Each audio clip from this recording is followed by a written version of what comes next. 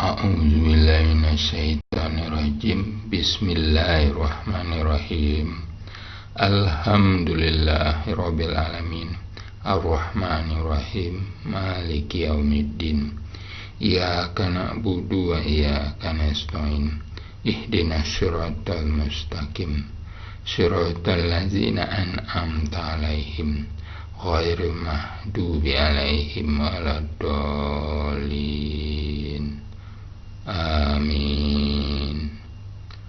Allahumma shalli ala sayyidina Muhammad wa ala ali sayyidina Muhammad kama shallaita ala sayyidina Ibrahim wa ala ali sayyidina Ibrahim fil alamin innaka Hamidum Majid.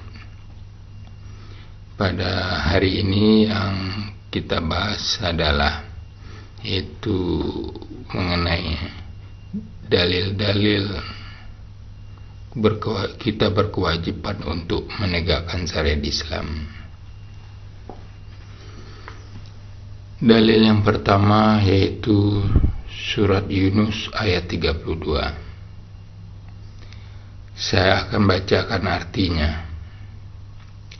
Maka tidak ada sesudah kebenaran itu melainkan kesesatan. Saya ulangi, maka tidak ada sesudah kebenaran itu melainkan kesesatan. Surat Yunus ayat 32. Yang sesat ialah Pancasila, Undang-Undang 45, KUHP Pidana, KUHP Perdata, Piagam PBB, liberal, komunis, ide-ide sekuler, dan lain-lainnya. Dalil berikutnya adalah surat Al-An'am ayat 38 yang artinya kira-kira seperti ini. Tidaklah kami lewatkan sesuatu pun dalam Al-Quran. Surat Al-An'am ayat 38. Di Al-Quran itu ada 6.666 ayat di Al-Quran. Kita harus mengaminkannya dan mengamalkan semuanya. Mengaminkan dan mengamalkan semuanya. Kita harus mematuhi semua. Kita harus amalkan semua ayat tersebut. Bukan hanya 1, 2 dan yang lain-lain kita taruh di belakang. Dalil berikutnya yaitu surat An-Nisa ayat 59 yang artinya kira-kira seperti ini. Kemudian jika kalian berlainan pendapat tentang sesuatu, maka kembalilah ia kepada Allah dan Rasul, yaitu Al-Quran dan Al-Sunnah. Kita, baik di Indonesia dan di dunia, kita berlainan pendapat, tetapi tidak pernah kembali ke Al-Quran dan Al-Sunnah. Ya kan? Malah Al-Quran dan Al-Sunnah itu kita taruh jauh di belakang. Harusnya Al-Quran itu sebagai pedoman kita. Dia sebagai penerang. Dan dia harus berada di depan. Sebagai penerang harus berada di depan, bukan di belakang.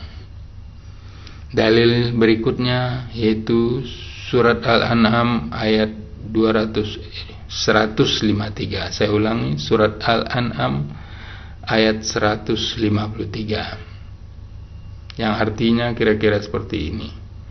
Dan bahwa yang kami perintah ini adalah jalanku yang lurus, maka ikutilah jalanku ini, dan janganlah kalian mengikuti jalan-jalan yang lain, karena jalan-jalan itu mencerai-beraikan kalian dari jalannya.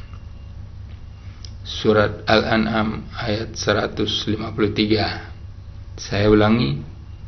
Dan bahwa yang kami perintahkan ini adalah jalanku yang lurus, maka ikutilah jalanku ini, dan janganlah kalian mengikuti jalan-jalan yang lain, karena jalan itu mencerai-beraikan kalian dari jalannya. Yang jelas Indonesia tidak pernah bersatu, begitu pula dunia Islam. Maka seluruh penduduk Islam dunia itu bercerai-berai, mereka tidak pernah bersatu.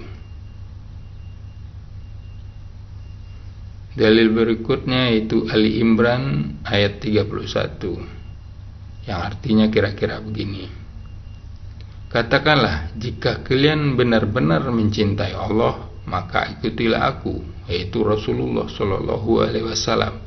Niscaya Allah akan mengasihi dan mengampuni dosa-dosa kalian.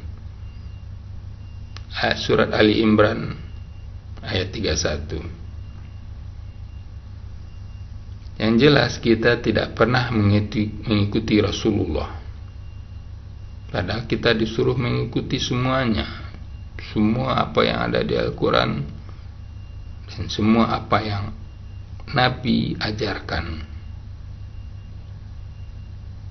Dari berikutnya itu sunnah Nabi. Dari Jabir, dia berkata, Rasulullah Shallallahu Alaihi Wasallam apabila berkhutbah, maka kedua mata beliau memerah, keras suaranya, dan meledak amarahnya, seakan-akan beliau sedang memperingatkan datangnya pasukan musuh.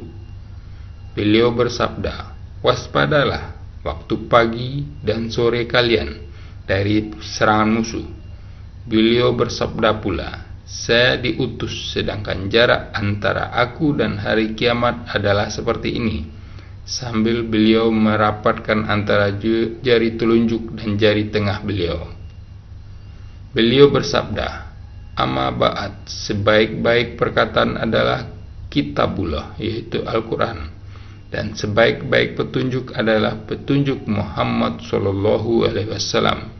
Sedangkan seburuk-buruk perkara adalah perkara yang diadakan, yaitu bid'ah, dan setiap bid'ah adalah sesat.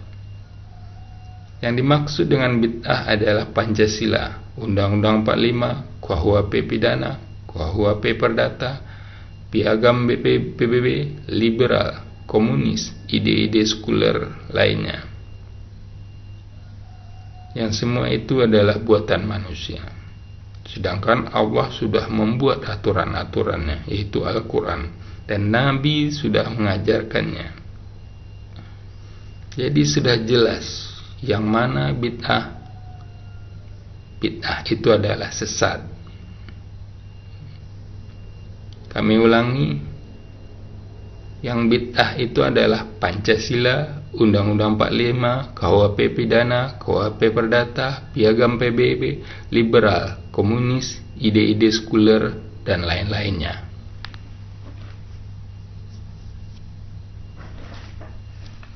Disinilah banyak kesalahan umat muslim Indonesia, khususnya dunia. Kita tidak pernah mengedepankan Al-Quran itu. Kita tidak pernah menjadikan Al-Quran itu di depan.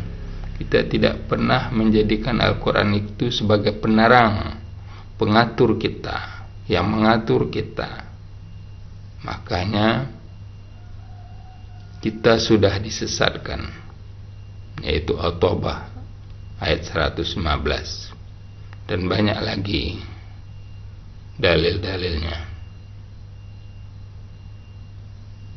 Sampai di situ dakwah kita dulu.